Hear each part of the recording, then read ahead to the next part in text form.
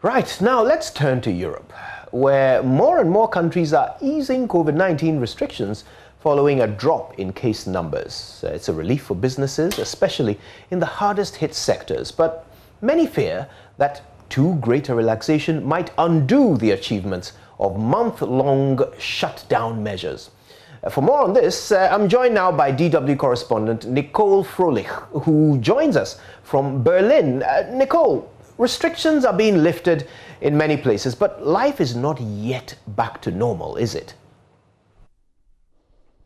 Not at all. What we're seeing across the board really are baby steps. There is a great awareness of how volatile the situation is and the trauma of the past months, not only the devastating human cost of the pandemic, but also the psychological damage and the social rift that have come out of this crisis have decision makers treading very carefully. This week we're seeing a slight easing of curfew rules in Italy. France is winding down its third national lockdown. Greece just recently dropped quarantine mandates for foreign travelers, and England is proceeding with gradual reopenings. For now, that is, because there are worries about an increasing number of people becoming infected with the coronavirus variant first detected in India. Here in Germany, the situation very much depends on where you are. Regions can ease restrictions if the infection rate drops and stabilizes, something that is just happening here in the capital, Berlin. But we'll have to go back into lockdown if numbers rise again. So citizens are being urged not to get carried away with their new freedoms. Keep up social distancing and hygiene measures to make sure this third wave of the virus really is the last. Now, Germany has also announced a shift in its vaccination strategy. Tell us about that, Nicole. On Monday, Germany's health minister announced that starting in June, every adult over the age of 16 will be eligible to get vaccinated. That means that the current priority list, putting the vulnerable and exposed ahead in the queue, will no longer apply. Vaccines will be given out on a first-come, first-served basis to anyone who wants them. And while this is, of course, great news for people living in Germany, looking at it from a global perspective, it begs the question of fairness. There is an ongoing international debate over whether some countries should be able to vaccinate everybody, while some others don't have access to any vaccines yet. That's why the organizations involved in COVAX, the vaccination scheme for poorer countries, are calling on wealthier nations to donate 20% of their supplies to the program. They say that high-income countries that have bought up much of the immediate global vaccine supply could bear to share them with the less well-off without even compromising their own objectives. And it's not just a matter of solidarity, it's also about foresight, because the virus continuing to circulate freely will allow for more mutant strains to emerge that could eventually thwart every country's progress toward immunity. Yeah, you're right. As they say, we're not protected until all of us are protected. Now let's look ahead. President Emmanuel Macron of France hosted a meeting on Tuesday to discuss Africa's post-COVID finances. The goal was a new deal for African nations. Tell us about that, Nicole. Did the leaders deliver? We'll have to see about delivery, but they certainly pledged their support to Africa's post-pandemic recovery. As you well know, most African nations haven't seen a health crisis of the magnitude other countries have, but the economic cost has been devastating, with sub-Saharan Africa experiencing an unprecedented recession in 2020. And the leaders who convened in Paris on Tuesday fear that this might dramatically undermine development efforts in the region. So in order to minimize damage, the summit's participant, African and European leaders and heads of financial institutions such as the International Monetary Fund and the World Bank want to boost vaccine production capacity across the continent and buffer the financial fallout of the pandemic. They're pushing to reallocate IMF funds meant for more advanced economies towards African nations. It's $100 billion we're talking about here, but according to the IMF director, that is not nearly enough, and it's not clear just yet if this goal can actually be met, because there's still a lot of wealthier nations to convince. Plus, sustainable, independent growth will require a boost for the region's private sector. For that, the meeting presented a two-pillar plan, but there is concern over France's intentions in all of this, questioning whether they will use this opportunity to increase their influence in the region. Wow, there's a lot for the globe to think about. Thank you so much, Nicole, for that. Nicole Froelich, of course, is our DW correspondent. All right, this is The Pulse. We've got a lot to come, including discoveries that long working hours are a major cause of heart disease. Who would have thought? That and more when we come back. You're welcome back.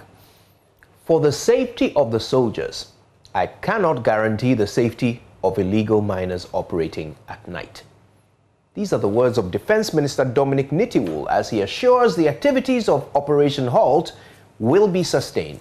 Addressing the media on the fight against illegal mining in Ghana's water bodies, the sector minister insisted that destruction of mining equipment by the military task force on water bodies will continue unabated. He said the work of the task force Operation Halt is targeted and only dealing with persons mining within the red zone and also mining companies polluting the country's water bodies. But if you have a town like what you are seeing there, and you have this destruction surrounding the entire town, where do you expect the people to get food to eat? Ladies and gentlemen, we've also observed that some of the illegal miners have decided to resort to mining in the night. We now know and will go after you. So they go midnight and go and do champagne activities and run back during the day. And we know that they do that from 9 to 4. That's how brave they are. We know, and we know the towns that you are doing. So we'll come after you. Don't try it. And in the night, for the safety of the soldiers, I cannot guarantee your own safety. No soldier will go out in the night without trying to protect himself. So if you go out there to mine, I cannot guarantee you your own safety when the soldiers are going to apprehend you. So I will advise you, don't go out. It's not worth it. That person who is sending you should go and do the mining. You should ask him to send his children with you first. You should go with his children. You want to go and do the mining with his own kids, so don't go. I would advise you. Of course, I already mentioned that some big companies are doing the wrong things. And I would advise that the law is very clear. If this is a mining concession, whether it's small mine or big mine, they're expected to cover this piece by law and plant trees. That's what the law says. And I believe very soon the minister will take action on such a thing. Would identify all the concessions belonging to the small mining companies and the big ones and force them to cover this piece and plant the trees.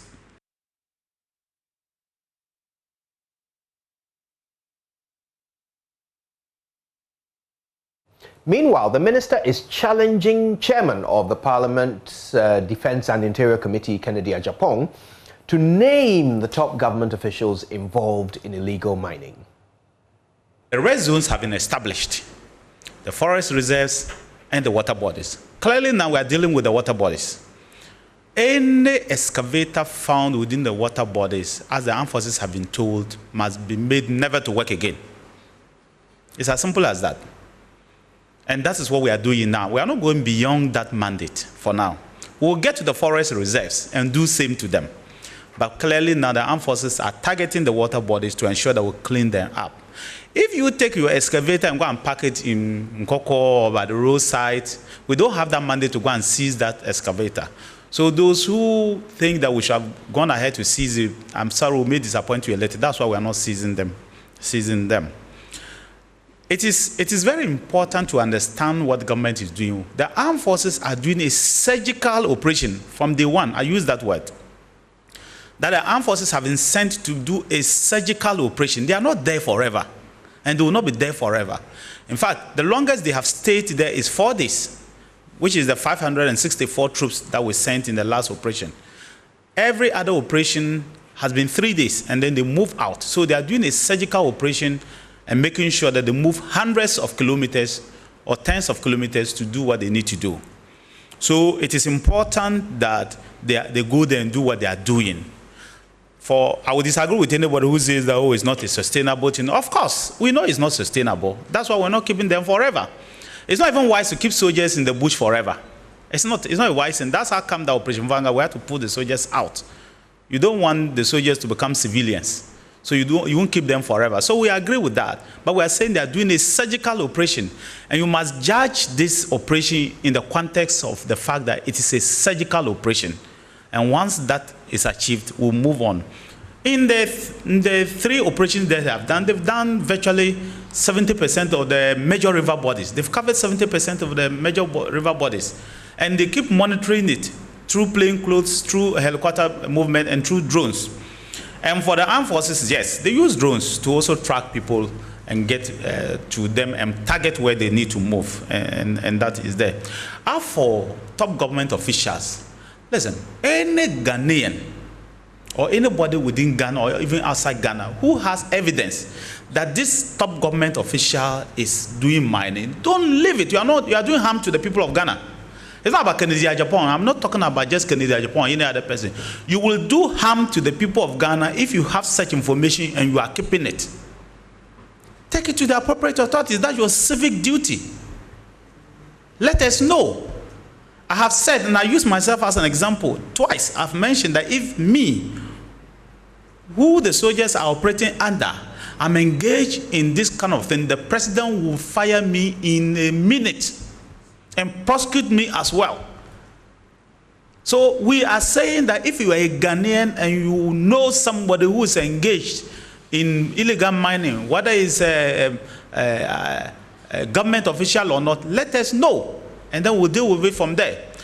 KG4, I understand, for the extra good, KG4, I understand, is the managing director, but it's a CEO of that company. And I hear he's a Canadian or something like that. And I know that there's a CEO of that company. But I guess people want to use her name to talk because she is, let's say, a politician or something. There's a CEO of the company. The chief executive officer, I believe he's a founder. And she is a managing director, maybe a worker for the company. But I'm saying to you that the government, the president did not say that people should not mine. That's not. Now, the woes of the National Women's Organizer of the NPP have actually deepened as more equipment at her mining site has been set on fire. The latest destruction comes barely 2 days after 20 excavators and several mining equipment were set ablaze by the government's anti-galamsey task force in parts of the eastern region. Here's some more in this report by Kofi Seong. This time, the military task force raided her site at Paming, set fire into 2 bulldozers, 150 water pumping machines, and other machinery. The secretary to KG4's mining firm, Nana Santi Yeboah, revealed that the military task force stormed the premises on Monday afternoon to carry out the exercise. We were, because of what they did last 3 days, so we were out at home when we had a call that they came again. So we rushed to the place, and unfortunately, the machines that they couldn't, it couldn't well bend, were rebent today, that yesterday. So we were asking ourselves that, you came last 3 days, you did the operation and you went away. Still, they came yesterday and have our 2 machines rebent. So so far they've bent about 9 to 10 machines. They've bent at our site. We have about 150 pumping machines here. They've bent, or not only that, the biggest pumping machine that we use to irrigate for the washing of the gold, they've bent that one too. So it is about 3 of them, and the small ones are over 150 that they've bent so far.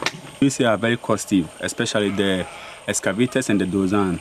One cost around $120,000, which is equivalent to maybe 24 billion cedis.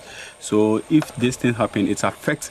We have employed about 100 people here who work at this place. So in case this thing happens and the work stand at a halt, you can know the number of people who are going to be affected by this situation, because everybody depends on somebody for survival. So in case director something happened to this company, it has happened to so many people. So we are pleading on the government to do something, because what is going on is too bad. It is very, very bad. We've written a letter to the minister that is last 3 days ago, and maybe it may be the minister. We want to have a look at what we are doing here. As I took you around, we are doing a perfect job, and we are being coached by so many people here. The EPA comes here, the NADMO comes here, and the police. So many people come here for inspection, and there is nothing wrong with our work. Some few weeks ago, one of the military guys, 3 of the military guys came here. They inspected our place and they saw everything was intact. So we don't know the reason why they should invade into our premises to destroy things, start destroying things without asking anybody question or without asking for anything. They just came and started misbehaving, as you say, destroying things. To the extent of our fridge, the drinks in it, taking all of them and sucking it. The government's decision to clamp down on illegal mining is being intensified as a military chopper was spotted patrolling the mining site on the NPP's women's organizer for over an hour when JoyNews' team visited the site today. Even though no one could tell the reason for their presence, Nana Asante Yeboah believes the team came there to ascertain the level of damage caused to the mining equipment after they petitioned the Land and Natural Resources Minister. Now, long working hours have been a major cause of heart disease and stroke, leading to death. 745,000 deaths were recorded from stroke and heart disease in 2016, attributed majorly to long working hours. Now, there's been a further increase in death by 29% since the year 2000, according to the WHO and ILO. How do we deal with this occupational hazard and its deadly consequences on the back of this grim statistic, which has further been compounded by COVID-19? Professor Amponsateria is the occupational health psychologist and the head of the Department of Organization and Human Resource Management at the University of Ghana Business School. Professor Amponsateria, thank you for your time and good afternoon. Good afternoon, Kojo. Indeed. First of all, can you give us perhaps a bit more detail on these findings? How exactly do organizations ensure maximum output while maintaining acceptable working hours? Well, thank you very much. And let me take the opportunity also to say a very good afternoon to your cherished viewers. I must indicate that, well, in organizations, employers ensure productivity from their employees through the work that they do. And for most organizations, well, it's the man hours that, well, they put in the work that they use in. But more importantly, what we need to understand is the fact that, well, it is not necessarily the hours that you put in work, but it's the effort that you put in work that translate into productivity. So, well, in some organizations, well, they try to push employees to go for a very long haul, which tend to have a toll on them. It is not for nothing that the ILO, in its wisdom, decided that, well, yes, the accepted work hours should be 8 hours in a day. And out of the 8 hours, well, yes, you have mandatory 1 hour break just to get the body to need rest and also to adjust to work and hence get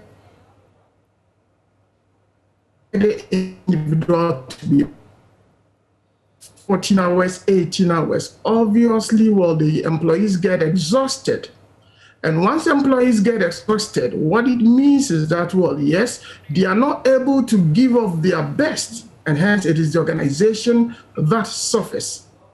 So the thinking is that, well, if organizations would want their employees to be much more productive, the ILO and the WHO, in defining occupational health and safety, they indicate that, well, it is the adaptation of man to work and never work to man, which means that, well, the work that the individual is doing should be adapted to the individual's physical and individual's mental or psychological condition.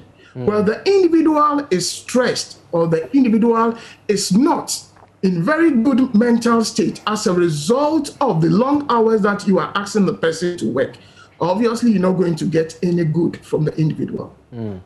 So we need to be very careful. And when we're talking about occupational health, you reckon that the ILO and the WHO in a joint definition tend to define occupational health as not merely the absence of disease and infirmity, but the promotion at the highest order, the highest degree the physical, the mental, and the social well-being of the employee. And this has to do with how the employees manage on the work to give up his best. So, well, that would be my response to your question, Kojo. Okay, now let's talk about reality. This is a very competitive job market. There's somebody waiting to take your job, whatever you do. And does that not put the worker in a position where they can't really insist on their rights when it comes to work-life balance and the assurance that the tasks that they are given are commensurate with their abilities? Are workers not afraid that if they insist on these rights, they might find themselves out of a job and somebody else replacing them? Rightly so, Kojo. But that is why for a very long time, yes, there's been a call on the government to have an occupational health and safety policy for the country, which clearly, indeed, gives some protection to the employee. Because, well, yes, the law of the country indicates that, well, the employee cannot be pushed to do anything that is much more injurious to his health. The employee is protected. For instance, asking me to go more than the mandated hours as enshrined or as indicated or stipulated by the ILO in itself is a violation of my right. Necessarily, I should be able to create that room to work those extra hours that you're asking me to work. And I'm protected by law. Even the labor law of the country protects the individual. But I think that, well, this confers the employee, the country, we move a step further to putting in place an occupational health and safety policy.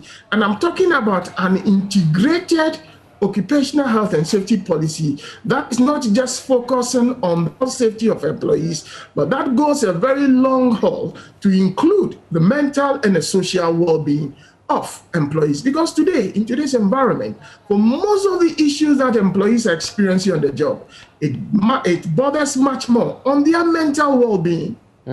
Mental health issues among employees is on the ascendancy. Right. And one of the things that we need to realize that, well, for most of the issues that we're experiencing now, these are not what we call safety hazards. These are what we call health hazards. And when it comes to health hazards are not, their effects are not immediate. Their effects are cumulative and prolonged. And many a times it is when people leave employment that they tend to manifest themselves in strange sicknesses and diseases. Right. And that is where we should be looking at. So in Ghana, according to the law as it stands, if an employee becomes sick, develops heart disease because of adverse working conditions, can they sue their employer?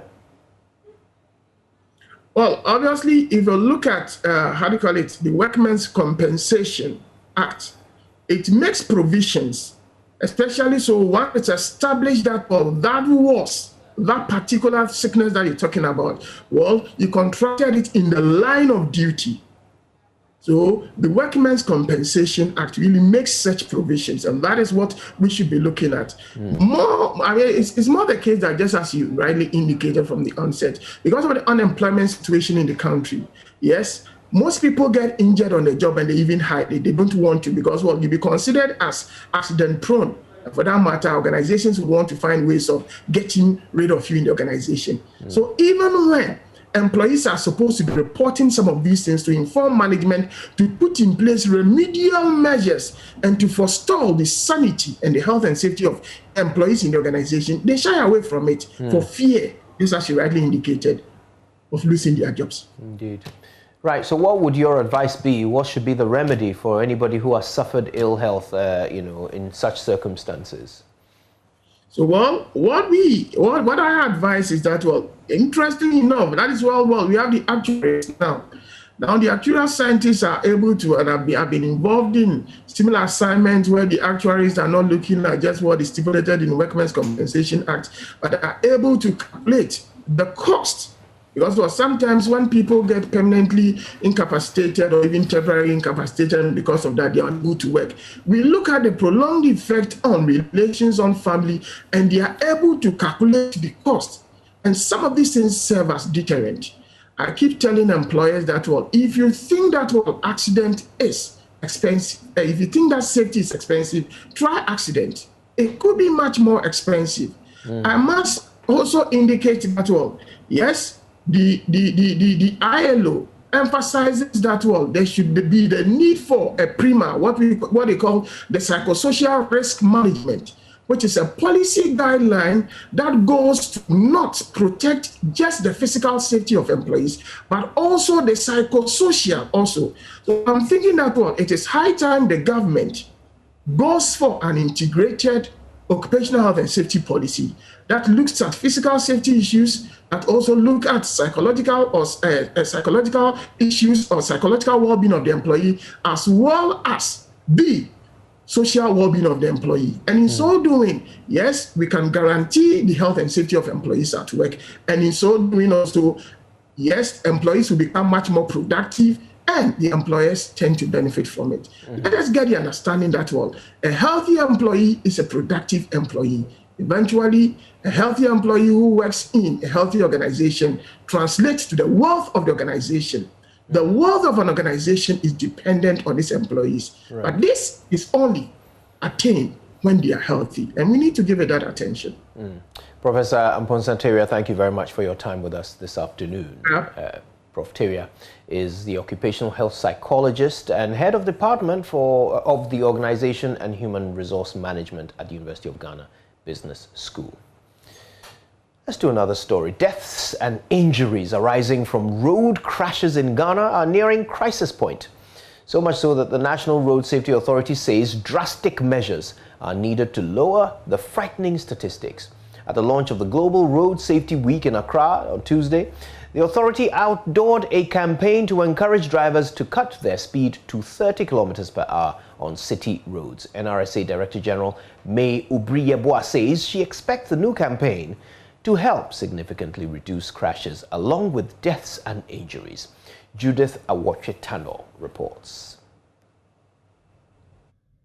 There have been several road crashes in the first 4 months of 2021, leaving 1,034 persons dead and 5,668 injured, resulting in approximately 9 deaths per day. This, the National Road Safety Authority says, is frightening. Between January and April this year, like we saw, road traffic crashes have killed over 1,000 people and injured over 5,000 others.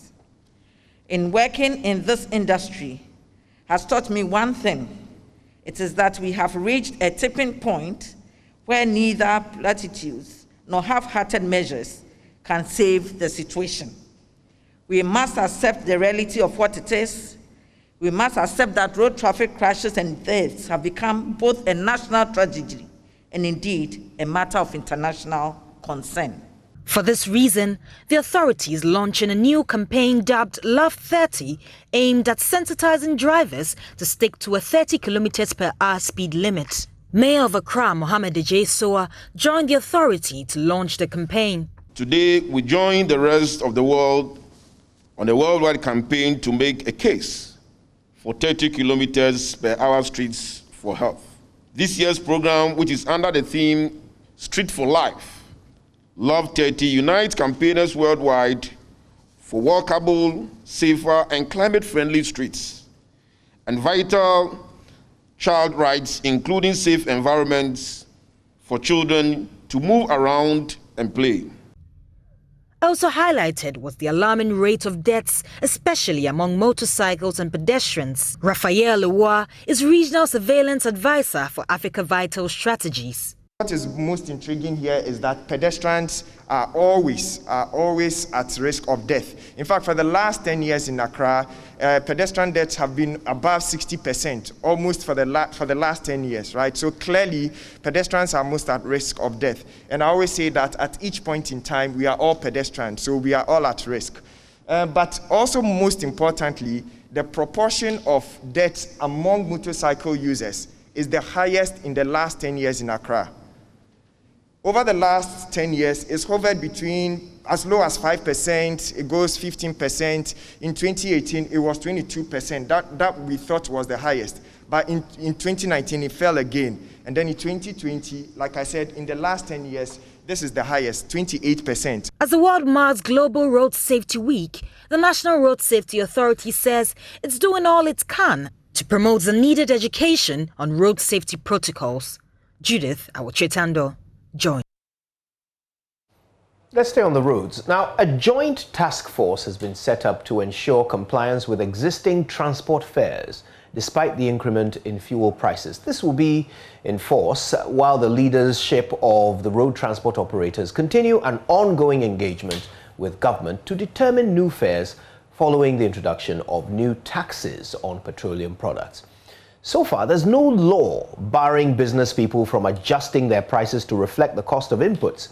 However, per an established convention, transport operators consult government over any plan for fare adjustments once the prices of fuel go up or spare parts and other inputs change.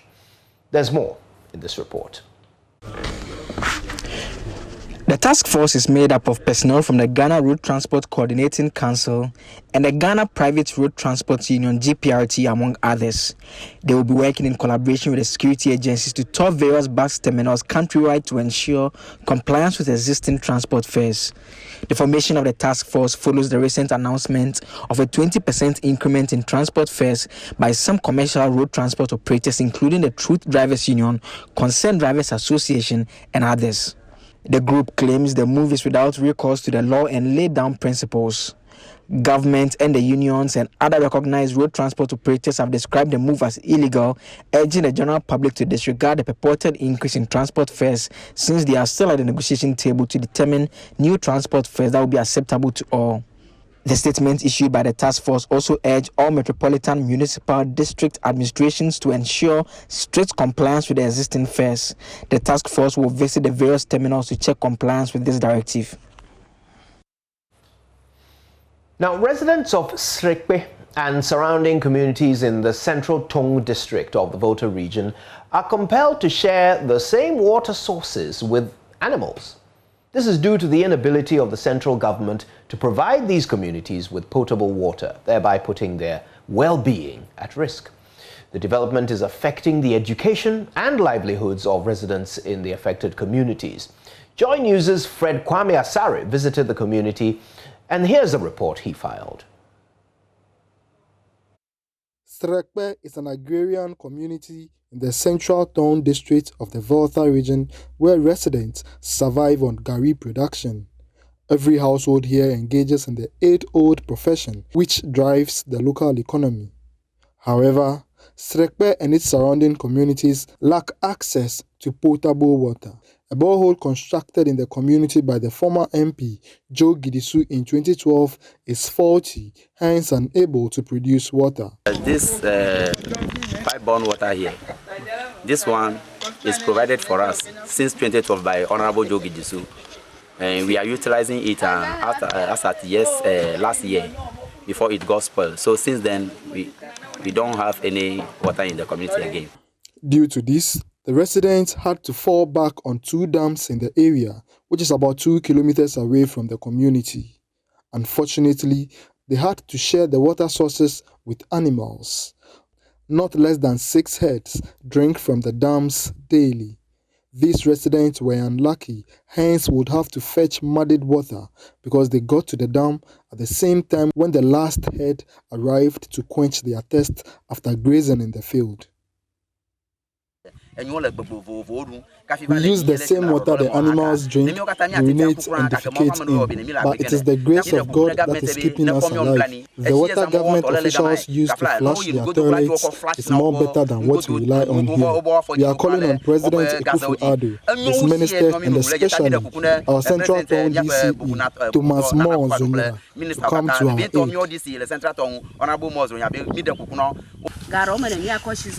aid. We are compelled to put chemicals in our water to make it clean. Though it is harmful to our health, we have no option.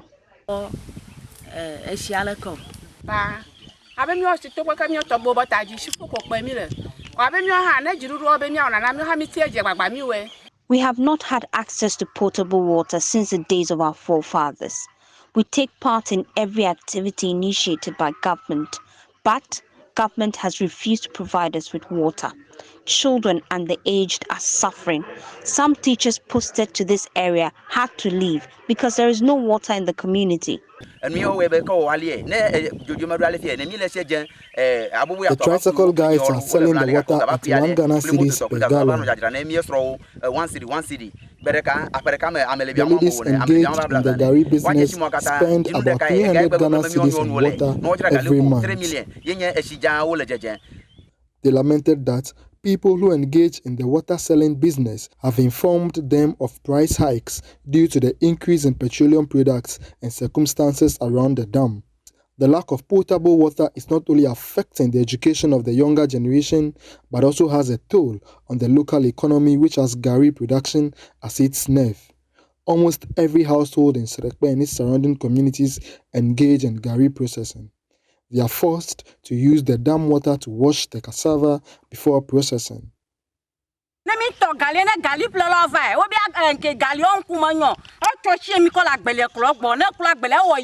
We don't have clean water to wash our cassava after peeling it. Our buyer often complains about the color of our Gari. Because of the water we use, the Gari becomes dark. We are suffering here at Serekpe. The residents are hopeful completion of the 5-district water supply project would bring an end to their water plights. We are appealing to the government to extend water supply from Nzigume to our communities so we can get good water to drink. However, they would have to wait for about 2 years for this to manifest, since phase 3 of the project, which involves the main distribution, has just started. The water system, which is engineered to serve Central Town, Agotime, Adaklu, North Town districts and parts of the whole municipality, is already serving some 116 communities. Charles Ejei is the manager of the 5-district water supply project. Area all the way to Buti, Akachi Road. Those areas are all covered in the phase 3. Communities in all those places will be supplied by the time this phase is done. So the people of Serekpe should be, encouraged that such a project is under implementation right now. The project is a 2 years period with 1 year defect liability period. We started in November 2020 and November 2023 will be when we will have completed the project. So within this span, Serekpe will have potable water flowing, 24/7. The residents learning of this are calling on philanthropic organizations to come to their aid within the shortest possible time. Fred Kwame Asai, JoyNews, Serekpe. This is where you and I part ways for now. But I'm not going to leave you empty-handed. Of course, there's lots and lots of news on myjoyonline.com. But for now, here is what's happening in the world of sports. Teams in the annual Sheikh Sharabutu Ramadan Cup have increased from 16 Zongo communities to 24. The teams have been paired against each other for the preliminary round of the competition, which will be played at the newly constructed AstroTurf at New Fadama between May 22 and 23. Team Ashaiman is hopeful of clinching the ultimate. Before I hand you over to Gary Al Smith, who was at their training grounds earlier this week, I just want to say thank you for watching The Pulse. There's more to come. After sports, there's LTS. Stay with the station for the duration. Here's Gary Al Smith, who was there earlier this week.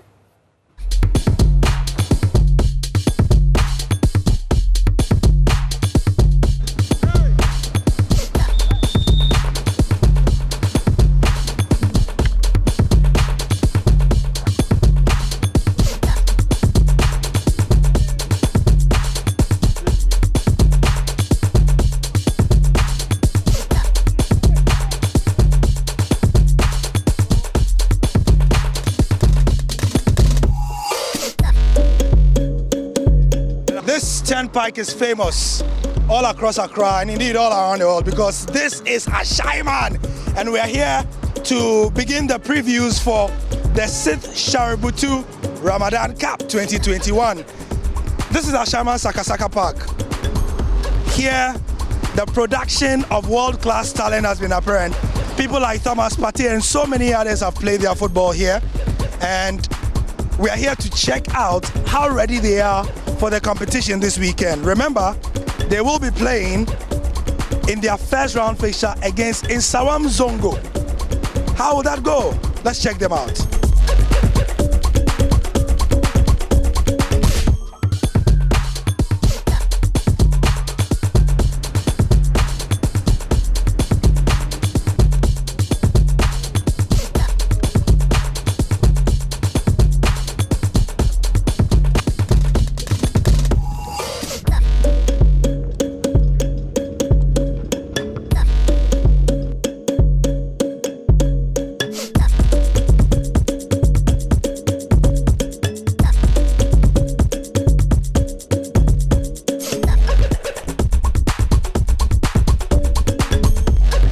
How are you guys getting ready for the games? Fully prepared for the game. You are fully prepared? Yep.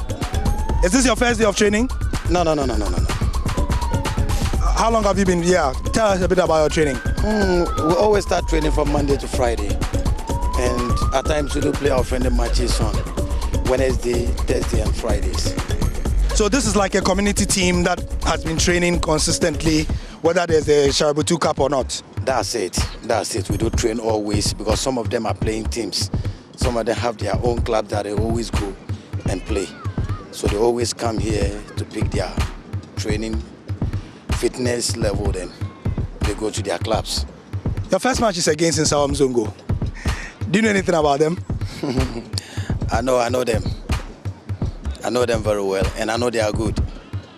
And inshallah, everything, once you are doing your own, God is doing his own. So whatever happens, we just take it in good faith. I can imagine. So, first of all, we'll be checking out the boys. Please, we don't want to take too much of your time. Go through the paces and then all the best. Thank you.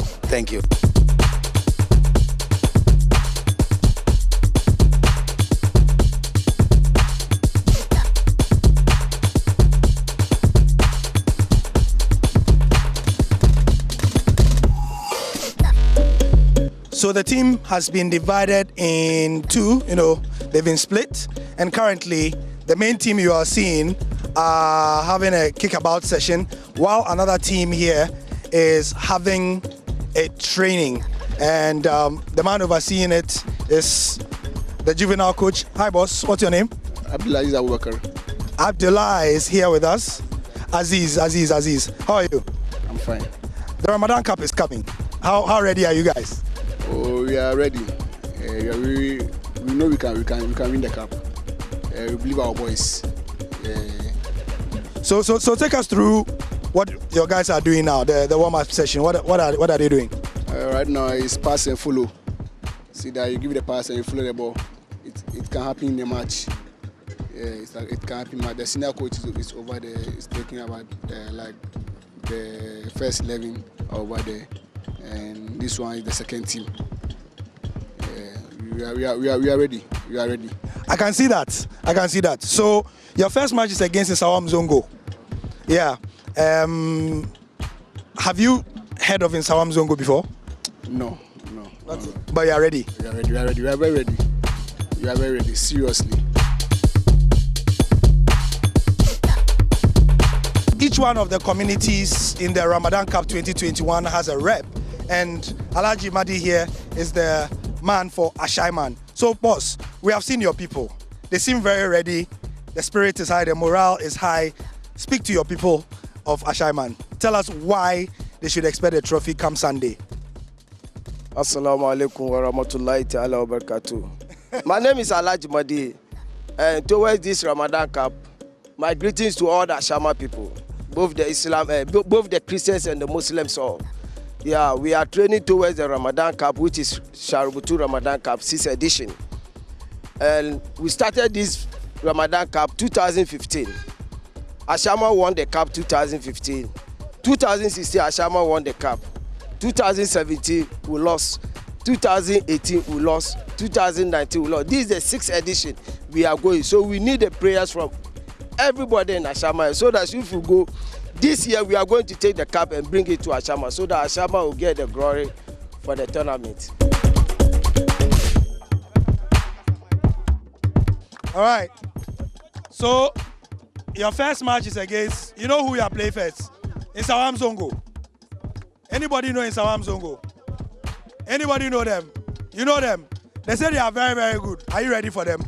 Very, very, very ready. We've been ready all from the beginning of the season, so we've been ready. What is your prediction? Are you going for the trophy or you take it safe and say you are going for the final? That's the aim, to go for the trophy.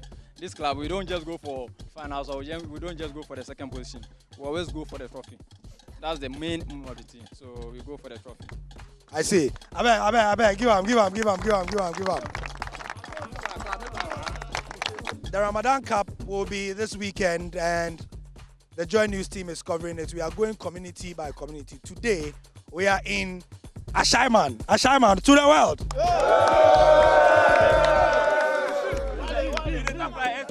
Please, we hear this is where Stoneboy comes from. This is where Thomas Partey comes from. Is it true? Yeah. A lot of stars in Ashama. A lot of so who are the stars in the team? Who are the stars? Let me see you.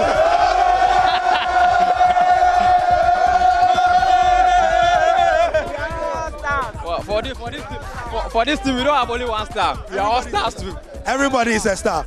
So look forward to seeing this Ashaiman team. They'll be playing their first round match, their first group match against Sawam Zongo, and then they hope to go to the next round and bring the trophy to Ashaiman. All right. So from the Sakasaka Park, Gary Al Smith for Joy Sports, getting ready for the 6th Sharabutu Ramadan Cup. All the best. Abala Psalm 91, he who dwell under the secret place of the Most High God shall be abided under the shadows of Almighty. You are our shade and our buckler, our fortress, who is going to deliver us from the synod of the fowler. Father, we pray this morning that may our outgoing and incoming be protected, that if you come here tomorrow once again, your name will be glorified. We thank you. We lift up your name above every name this morning. In the mighty name of Jesus Christ of Nazareth, we pray. Amen. Amen. Oh, I'm not moved by what I hear. Oh, I'm not moved by circumstances. I'm only moved by the word of God. Oh, everybody say, oh, everybody say, oh, everybody say.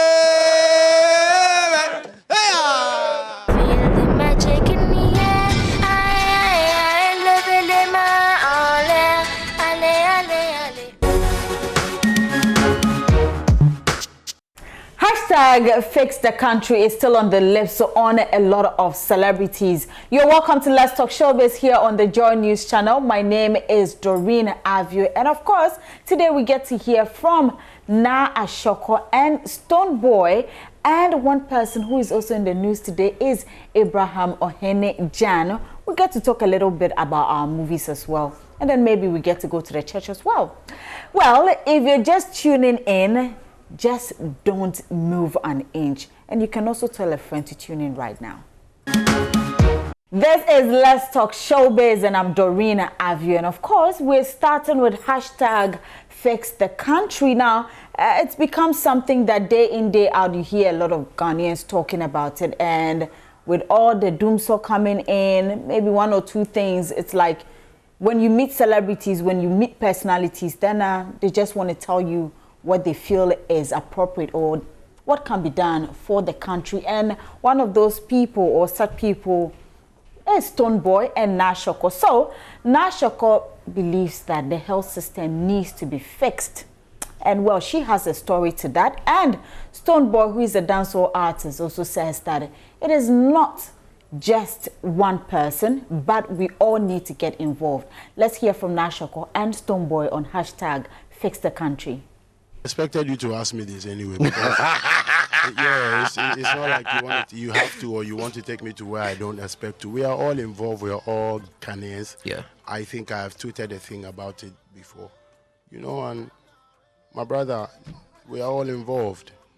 What I said was that we are all involved. We are all being affected, and we surely need fixing. Exactly. So one day at a time, we shall be fixed. Small we will reach because there. there is a will for all of us are willing to fix things, from the people in government. Exactly. You can hear some of them come out and say, yes, indeed.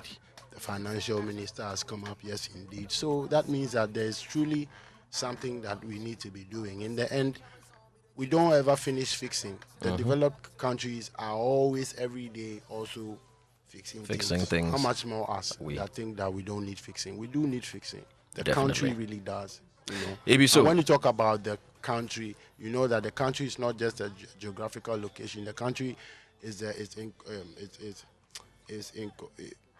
the country is a collection of everything. Everything. The people, the government, so the workers, then you can imagine every part of it. Every part of it. Does need. Well, I'm not very well informed about the Fix the Country campaign, but I have seen some part of it, I think, regarding the Kolebu Teaching Hospital. A mother lost her child, a 13-year-old boy, and she did say that it was because the system failed her. The doctors did the very best they could, but the system failed her. So if I'll add my voice to the campaign at all, I would say that the health sector needs a lot of fixing. I have seen firsthand the struggles that mothers have to go through, seeing their children get accurate, good medical care from a facility like the Kolebu Teaching Hospital, which is our #1 referral hospital. So what I'll say is, hey, if things aren't working well for us so far, the very best way that we can individually, let us garner support and direct all the support we can get towards fixing our health sector, especially facilities like the Kolebu Teaching Hospital. How about our movie sector? Does it need any fixing at all? Well, we are a growing industry. So I wouldn't say fixing. I would say we need to continue to grow and develop. So, and a lot has to do with talent management, and putting in good work. And I believe the more we churn out good products, we'll begin to attract the right investment. Right, so that was Nash Shoko and Stoneboy talking about hashtag Fix the Country. Now let's move straight to the CEO of OM Studios, who happens to be Abraham Ohene Jan. Now he's been talking about the movie industry and, well, movies in general. But of course, one will ask, considering what he's been doing over the years, why he hasn't actually shot a feature film. Well, he explains more on this to my colleague Ibrahim Benbako. Many reasons. Our film industry here in Ghana isn't that fully developed. I'm in a process. I have shot one film, but it was just an experiment. And we put it out on YouTube. People can check it out, Dreams and Hip Hop. I haven't, my career hasn't ended yet. That was like one phase of my life. And there's a lot of other things that I've done away from, the music videos in terms of engineering and technical stuff with the TV stations and things like that. Plus, lots of documentaries and commercials. The hope now is after this time period, I will move more towards that side. More towards? The film side. Okay. And so obviously with a little bit more maturity, a bit more insight and a bit more knowledge, I'm hoping that whatever we are able to produce now can actually make its way onto the world stage rather than just in Ghana. But how do you see the film industry here? It's in its infancy in terms of stepping onto the global stage. There's a process to filmmaking. And most of that process, we have kind of leapfrogged to just filming stuff and editing them. But in terms of the process that gets a film onto... Kwame, he's not correct. This is my son. In terms of the process that gets a film onto the global stage, there is a stage-by-stage process. And a lot of that is missing in this country. And until we fix that, it's going to be very difficult. You can put $1 million into a film here in Ghana, made by Ghanaians, and it will not see the light of day anyway. But you can spend $100,000. If you follow the right process, you will see the film with international distribution. So if you don't follow the process properly, it will not go anywhere. What are these processes? It's a long process. It's everything from developing the script, who's involved, who's acting in it, how it is done, clearing all the rights, chain of title, so many things. It's a long process, but it's something that we're hoping to, with There's the foundation that I'm setting up, which is to train young people to make short films. And in the process of making these short films, we're hoping to teach them how they can get their film onto the international stage. You heard from the CEO of OM Studios, that's Abraham Ohenjan. Now let's go straight to the church. Urban gospel musician John Winner says that the church is losing talents to the world, and he actually has his reasons. You know, unlike, when you come to the music industry, there are structures, there are other things that can actually support one musician or a talent to greater heights. He said that unlike the church, it's like there's no means of supporting these talents. So when they start, then it's like it gets to that point, they move to the world. Let's hear from John Winner. Yes, in a way, because if there is educational funding for the church, why don't we have talent funding? Because the church have lost all her heroes and all her heroines to the world. Come to think of it now, go back and check history. All the big names we mentioned today in music were all from the church. What happened? The church refused to create a space, a platform for all these people.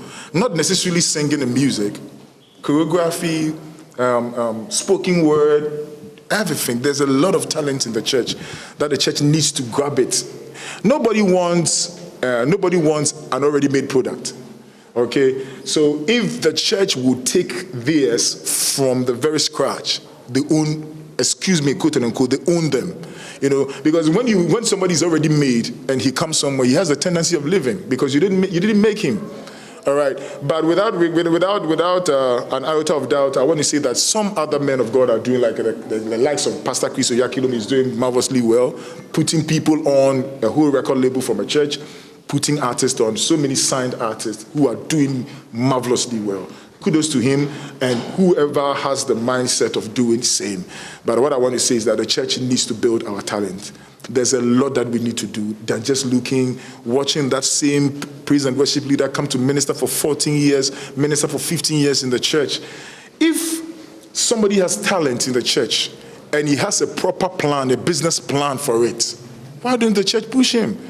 What you need is to present the plan. Okay, this is my promotional plan. This is the projectional plan. This is the proposal. There's a whole team in the church that needs to be formed that will be like, we'll take care of this to help these people to become better people. In my quest of doing this, I've gone through a lot. I can share. I don't want to go into church stuff because the church will start bashing me, but that's okay. We've seen it all. But the little I can say is that the time is now for the church to discover her own. There are diamonds hidden in dust in the church. There are people that the church needs to hold and pick them up and blow them. There's no time for us now. All right, gone over the days, our parents were thinking music was for people who were true ones, football was for people who were true ones and all that. But now here we are. I'm not talking about the money factor, but yes, the money factor, because everything we do has to do with money. Now footballers are making millions of pounds, millions of dollars everywhere. Music is equally making such money. The last time I heard of, just latter part of last year, I heard of a secular artist, I won't mention his name, who signed a deal with UBA. That was $3.5 million. That was huge. I don't want to mention his name, but that was very huge. $3.5 million was like top notch. That's big money, all right? And the church can equally groom people who can take that money and raise other people. Because for me, my small record label, I have already 3 people that I'm looking at signing on. Already, we've not done official stuff, but we are looking at signing on. There are a lot of packages that we have in the pipeline that we want to do. So I'll urge the church. When I mean the church, I mean the body of Christ. I mean the church of God universally. No denominations attached. I'm talking about general aspects. So the church, we have the funds. The church has the funds. We should help the people. We should help the younger people. They need it. They need it. I had to struggle. How I came out, I shot my first video by taking my rent. I rented a house 2 years, and I went back and I stayed in it for a year, and I went back for my money to shoot the video because I had passion for what I was doing. So I had to run and go and take back. How I survived that 1 year, nobody knows about it. But this is what the church needs to do.